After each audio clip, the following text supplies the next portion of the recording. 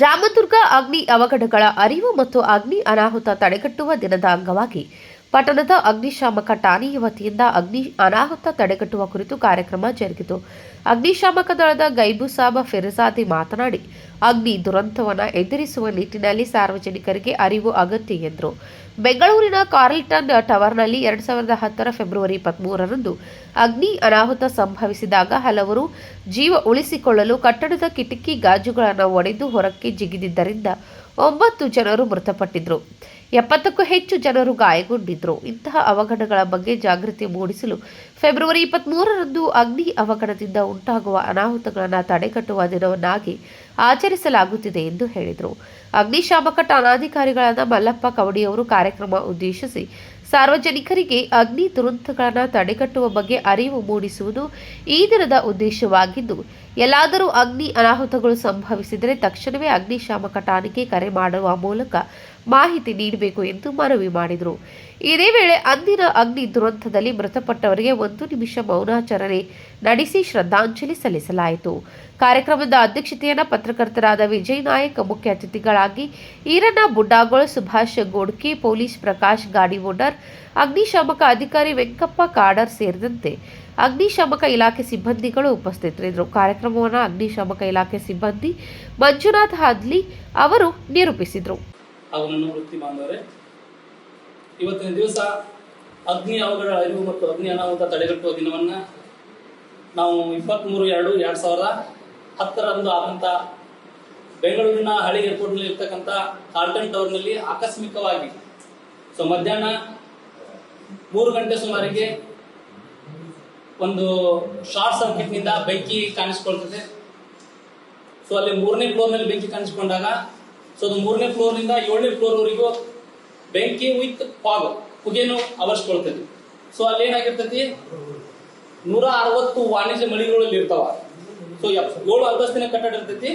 160 ವಾಣಿಜ್ಯ ಮಳಿಗೆಗಳು means software companies ಇರ್ತಾವ, ಸ್ಕೂಲ್ ಇರ್ತೈತಿ, ವ್ಯಾಪಾರ ಮಳಿಗೆ, ಎಲ್ಲ ಕೂಡಿ 160 ಇರ್ತಾವ.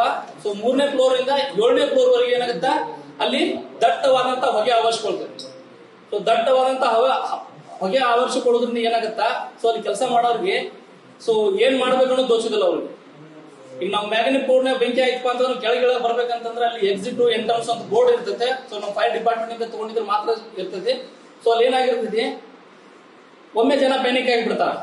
ಎಲ್ಲರೂ ಹೊಗೆಗಿನ ತಗೊಂಡಿರ್ತಾರಲ್ಲ, ಅಲ್ಲಿ ಮೂರ್ಛೋಗಿ ಬೀಳ್ತಾರ. ಮೂರ್ಛೆ ಬಿದ್ದಾಗ ಹೊರಗೆ ಬರ್ಬೇಕನ್ನೋದು ಗೊತ್ತಾಗಲ್ಲ ಅವ್ರಿಗೆ. ಆಗಲಿದಾಗ ಏನಾಗುತ್ತ, ಒಂದ್ ಸ್ವಲ್ಪ ಜನ ಏನ್ ಮಾಡ್ತಾರ, ಹೊರಗಡೆ ಇದ್ದವರು ಕಾಲ್ ಮಾಡಿ ನಮ್ಮ ಫೈರ್ ಡಿಪಾರ್ಟ್ಮೆಂಟ್ ಕಾಲ್ ಮಾಡ್ತಾರ, ಹೋಗಿ ನೀರಿಂದ ಆರಿಸ್ತಾರ. ಸ್ವಲ್ಪ ಜನ ಏನ್ ಮಾಡ್ತಾರ, BA ಸೆಟ್ ಹಾಕೊಂಡು ಹೋಗಿ ಸಾಕಷ್ಟು ಜನರು ಹೊರಗೆ ತಗೊಂಡ್ಬರ್ತಾರ. ಹೊರಗೆ ತಗೊಂಡ್ ಬಂದ್ರು ಕೂಡ ಏನಾಗುತ್ತ, ಅಲ್ಲಿ 60 ಜನ ಗಾಯಾಳಾಗ್ತಾರ. ಅವ್ರನ್ನ ಏನಾಗುತ್ತ, ಮಣಿಪಾಲ್ ಆಸ್ಪತ್ರೆಗೆ ಸೇರಿಸ್ತಾರ, ಟ್ರೀಟ್ಮೆಂಟ್ ಕೊಡ್ತಾರ. ಇನ್ನು 6 ಜನ ಏನಾಗುತ್ತ, 9 ಜನ ಏನ್ ಮಾಡ್ತಾರ, ಅಲ್ಲಿ 6 ಜನ ಹೊಗೆಯಿಂದ ಸಾಯ್ತಾರ. ಹೊಗೆ ತಗೊಂಡು ಸಾಯ್ತಾರ. ಉಸಿರಾಡಕ್ಕಾಗಲ್ಲ ಸಾಯ್ತಾರ. ಇನ್ನು 3 ಜನ ಏನ್ ಮಾಡ್ತಾರ, ಬಿಲ್ಡಿಂಗ್ ಜಿಗಿದು ಸಾಯ್ತಾರ. ಇದರ ಅರ್ಥ ಏನಪ್ಪಾ ಅಂತಂದ್ರ, ಈ ಮಾಡುವ ಉದ್ದೇಶ ಏನಪ್ಪಾ ಅಂತಂದ್ರೆ ನಮ್ದ ಇನ್ಬಿಲ್ಡ್ ಸಿಸ್ಟಮ್ ಅನ್ನ ಸರಿಯಾಗಿ ಮೇಂಟೆನೆನ್ಸ್ ಮಾಡಿರ್ಲಿಲ್ಲ. ಹೈರೈಸ್ ಬಿಲ್ಡಿಂಗ್ ಇರುತ್ತಲ್ಲ, ಅಬೌವ್ 20 ಮೀಟರ್ಸ್ ಇನ್ಬಿಲ್ಡ್ ಸಿಸ್ಟಮ್ ಏನಿರುತ್ತೆ ನಮ್ಮ ಫೈರ್ ಡಿಪಾರ್ಟ್ಮೆಂಟ್ ಸರಿಯಾಗಿ ಅವ್ರನ್ನ ಅಳವಡಿಸಿಕೊಂಡ್ರು ಕೂಡ ಅದನ್ನ ಮೇಂಟೆನೆನ್ಸ್ ಮಾಡಿರ್ಲಿಲ್ಲ. ನಮ್ಮ ಇಲಾಖೆಯಿಂದ ಪ್ರತಿ ವರ್ಷ NOC ಅವ್ರು ತಗೋಬೇಕಾಗತ್ತ. ಹೈರೈಸ್ ಬಿಲ್ಡಿಂಗ್ಸ್ ಅಂತಂದ್ರೆ 1 ವರ್ಷ ನಮ್ಮ ಇಲಾಖೆಯಿಂದ ನೀವು ಪರ್ಮಿಷನ್ ತಗೊಂಡಾದ ತಕ್ಷಣ ಪ್ರತಿ ವರ್ಷನೂ ಏನಾಗುತ್ತೆ, ಅಲ್ಲಿ ನಿಖರವಾದಂತ ವ್ಯಕ್ತಿಗಳಿಗೆ ಏನ್ ಮಾಡ್ತಾರ, ನೋಡಲ್ ಆಫೀಸರ್ ಅಂತ ನೇಮಕ ಮಾಡಿರ್ತಾರ. ಟ್ರೈನಿಂಗ್ ಕೊಟ್ಟಿರ್ತಾರ.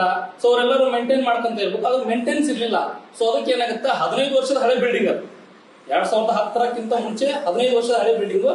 ಅಲ್ಲಿ 2010 ಏನಾಗುತ್ತಾ, ಅಲ್ಲಿ ಆತರ ಒಂದು ಘಟನೆ ಆಗೋದ್ರಿಂದ ಏನಾಗುತ್ತಾ, 9 ಜನ ಸಾಯ್ತಾರ, 60 ಜನ ಗಾಯಗಳಾಗ್ತಾರ. ಅವ್ರನ್ನ ಮಣಿಪಾಲ್ ಆಸ್ಪತ್ರೆಗೆ ಸೇರಿಸ್ತಾರ. ಆ ವೇಳೆಯಲ್ಲಿ ಏನಾಗಿರ್ತೈತಿ, ಪೊಲೀಸ್ DG ಆಗಿರ್ತಕ್ಕಂಥ Om Prakash sir, fire DG ಆಗಿರ್ತಕ್ಕಂಥ ಜಿಜಾ ಮಾಧವ್ ಹರಿಸಿಂಗ್ ಹಾಗೂ ಡೈರೆಕ್ಟರ್ ಆಗಿರ್ತಕ್ಕಂಥ BG ಚಂಗಪ್ಪ ಸರ್ ಅವರು. ಅಲ್ಲಿ ಆವಾಗಿನ ಮುಖ್ಯಮಂತ್ರಿ ಯಡಿಯೂರಪ್ಪ ಸರ್ ಇರ್ತಾರ. ಅವಾಗ ಏನ್ ಮಾಡ್ತಾರ, ಗಾಯಾಳುಗಳಿಗೆ ಸೂಕ್ತ ಪರಿಹಾರವನ್ನು ಕೊಡ್ತಾರ, ಮತ್ತೆ ಅವ್ರಿಗೆ ಟ್ರೀಟ್ಮೆಂಟ್ ಅನ್ನು ಕೊಡ್ತಾರ. ಸತ್ತವರಿಗೆ ಕೂಡ ಆರ್ಥಿಕವಾಗಿ ಸಹಾಯವನ್ನು ಮಾಡ್ತಾರ. ಇನ್ನೊಂದ್ ಏನಪ್ಪಾ ಅಂತಂದ್ರ, ಇದರಿಂದ ನಾವ್ ಏನ್ ಕಲ್ತೀವಪ್ಪ ಅಂತಂದ್ರ, ಈ ನಾವು ಕಾರ್ಯಕ್ರಮ ಮಾಡೋ ಉದ್ದೇಶನೂ ಏನಪ್ಪಾ ಅಂತಂದ್ರ, ಆಗಿರ್ತಕ್ಕಂಥ ಘಟನೆಯಲ್ಲಿ ಏನ್ ಪ್ರಾಣ ಕಳ್ಕೊಂಡಿರ್ತಾರಲ್ಲ 9 ಜನ, ಅವ್ರ ಪಾಲಕರು ಏನಿರ್ತಾರ, ಅವ್ರ ಪಾಲಕರು ಒಂದು ದೃಢ ನಿರ್ಧಾರವನ್ನು ಮಾಡ್ತಾರ. ಏನಪ್ಪಾ ಅಂತಂದ್ರ, ಈ ತರ ಬಿಲ್ಡಿಂಗ್ಸ್ ಅಲ್ಲಿ ನನ್ನ ಮಗ ಸತ್ತ, ಸೊ ಇನ್ನು ಈ ತರ ಬಿಲ್ಡಿಂಗ್ಸ್ ಅಲ್ಲಿ ಯಾರಿಗೂ ಏನೂ ಆಗ್ಬಾರ್ದು ಅನ್ನೋ ಒಂದು ದೃಢ ನಿರ್ಧಾರವನ್ನು ಕೈಗೊಂಡು ಏನ್ ಮಾಡ್ತಾರ, ಸೊ ಅವ್ರ ಸಂಘಟನೆಯನ್ನು ಮಾಡಿ ನಮ್ಮ ಇಲಾಖೆಯಿಂದ ಹಾಗೂ ಸರ್ಕಾರಕ್ಕೆ ಏನ್ ಮಾಡ್ತಾರ, ಒತ್ತಾಯ ಮಾಡಿ ಜುಲೈ 7, 2011 ಏನ್ ಮಾಡ್ತಾರ, ಹೈಕೋರ್ಟ್ ಸಪರೇಟ್ ಆಗಿ ಆರ್ಡರ್ ತಗೊಂಡ್ಬರ್ತಾರ. ಸೊ ಪ್ರತಿ ಹೈರೈಸ್ ಬಿಲ್ಡಿಂಗ್ ಅಲ್ಲಿ ಫೈರ್ ಎನ್ಒಸಿಯನ್ನ ಕಡ್ಡಾಯಗೊಳಿಸ್ತಾರ. ಸೊ ಕೋರ್ಟ್ ಅನ್ನ ಆದೇಶ ಮಾಡ್ತೈತಿ ಇಲಾಖೆ ಹತ್ರ. ಅದಕ್ಕೋಸ್ಕರ ಏನ್ ಮಾಡ್ತಾರ, ಅವಾಗಲಿಂದ ಇಲ್ಲಿವರೆಗೂ ಕೂಡ ಫೈರ್ ಡಿಪಾರ್ಟ್ಮೆಂಟ್ ಎನ್ಒಸಿ ಇಲ್ಲ ಅಲ್ಲಿ ಕಟ್ಟಡ ಕಟ್ಟಕ್ ಆಗುದಿಲ್ಲ. ಅಷ್ಟು ಆದ್ರೂ ಕೂಡ ಅಲ್ಲಿ ಅಗ್ನಿ ಅನಾಹುತಗಳು ಸಾಕಷ್ಟು ನಡ್ತಾವ. ಸೊ ಅದು ಏನಪ್ಪಾ ಅಂತಂದ್ರೆ ಇದರ್ಥ ಅದನ್ನ ಸರಿಯಾಗಿ ಅವರು ಮೇಂಟೈನ್ ಮಾಡಿರ್ತಿಲ್ಲ. ತಗೊಂತಾರೆ ಎನ್ಒಸಿ. ಸೊ ಈಗ ನಾವು ಎನ್ಒಸಿ ತಗೊಂತೀವಿ, ಅದು ನೆಕ್ಸ್ಟ್ ಇಯರ್ ಅದನ್ನ ರಿನ್ಯೂಲ್ ಮಾಡ್ಕೋಬೇಕು ನಾವು ಕಂಪಲ್ಸರಿ. ಉದ್ದೇಶ fire is A good friend but bad master ಅಂತಾರೆ. ಅದು ನಮಗ್ ಬೇಕು, ಬಟ್ ನಮ್ಗೆ ಏನಾಗುತ್ತದ ಕೆಟ್ಟದನ್ನ ಕಲಿಸೋದ್ರಿಂದ ನಮಗೆ ಅನುಭವ ಕೊಡ್ತದೆ ಕೆಟ್ಟದ್ದನ್ನ. ಅದೇನಾರ ನಮಗೆ ಕಲಿಸಿದ್ಪಾ ಅಂತಂದ್ರೆ ಕೆಟ್ಟದನ್ನ ಕಲಿಸ್ತೈತಿ. ನಮ್ಗೆ ಒಳ್ಳೇದು ಅಡಿಗೆ ಮಾಡಿ ಕೊಡ್ತೈತಿ, ಬಟ್ ಕಲಿಸಿದ್ಪಾ ಅಂತಂದ್ರೆ ಬ್ಯಾಡ್ ಎಫೆಕ್ಟ್ ಆಗ್ತಪ್ಪ ಅಂದ್ರೆ ಏನಾಗುತ್ತೆ, ನಮ್ಮ ಪ್ರಾಣವನ್ನು ಕಳ್ಕೊತೀವಿ. ಅದಕ್ಕೋಸ್ಕರ ಇಲಾಖೆಯವ್ರು ಏನ್ ಮಾಡ್ಯಾರ, ನಮ್ಗೆ ಈ ತರ ಘಟನೆ ಆಗ್ಬಾರ್ದು ಅನ್ನೋ ಒಂದು ಉದ್ದೇಶಕ್ಕ ಸೊ ನೀವು ಇಲಾಖೆಯಿಂದ ಪ್ರತಿ ವರ್ಷ ಪರ್ಮಿಷನ್ ತಗೋಬೇಕು. ನ್ಯಾಷನಲ್ ಬಿಲ್ಡಿಂಗ್ ಕೋಡ್ ಪ್ರಕಾರ ಅವ್ರು ಏನ್ ಮಾಡ್ತಾರೆ, 2013 ಮತ್ತೆ ಒಂದು ಕಟ್ಟಡವನ್ನ ಪುನರ್ ನಿರ್ಮಾಣ ಮಾಡ್ತಾರ. 2010 ಆದಂತ ಘಟನೆನ 3 ವರ್ಷ ಪೆಂಡಿಂಗ್ ಇಟ್ಟು ಸೊ ಸುಸಜ್ಜಿತವಾದಂತ ಉತ್ತಮವಾದ ರೀತಿಯಲ್ಲಿ ಏನ್ ಮಾಡ್ತಾರ, ಫೈರ್ ದ ಪ್ರಿವೆನ್ಷನ್ ಅನ್ನು ಅವ್ರು ತಗೋತಾರ. ಸೊ 5 ಕೋಟಿ ರೂಪಾಯಿ ಖರ್ಚು ಮಾಡಿ ಆ ಬಿಲ್ಡಿಂಗ್ ಅನ್ನ ಮತ್ತೆ ರಿನೋವೇಷನ್ ಮಾಡ್ತಾರ. ಸೊ ಇಲ್ಲಿವರೆಗೂ ಉತ್ತಮವಾಗಿ ಕೆಲಸ ನಿರ್ವಹಿಸಾಕತೈತಿ. ಸೊ ಅದರಿಂದ ಏನಾಗುತ್ತಾ, ಎಲ್ಲರಿಗೂ ನಮ್ಮ ಕರ್ನಾಟಕದಾದ್ಯಂತ ಏನಾಗುತ್ತಾ, ಒಂದು ಎಲ್ಲರಿಗೂ ಅನುಭವ ಆಗುತ್ತಾ, ಹೈರಾಜ್ ಬಿಲ್ಡಿಂಗ್ ಮಾಡಿದವರು ನಾ ಈ ತರ ತಗೋಬೇಕು, ಈ ತರ ತಗೊಳ್ಳೋದ್ರಿಂದ ನಾವು ಪ್ರಾಣವನ್ನ ಕಾಪಾಡಬಹುದು, ಸಾವಿನಿಂದ ಬದುಕಬಹುದು ಅನ್ನೋ ಉದ್ದೇಶಕ್ಕ ತಿಳ್ಕೊಂತಾರ. ಅದೇ ರೀತಿ ನಿಖಿಲ್ ಪತ್ತರ್, KMM ನ್ಯೂಸ್, ರಾಮದುರ್ಗ.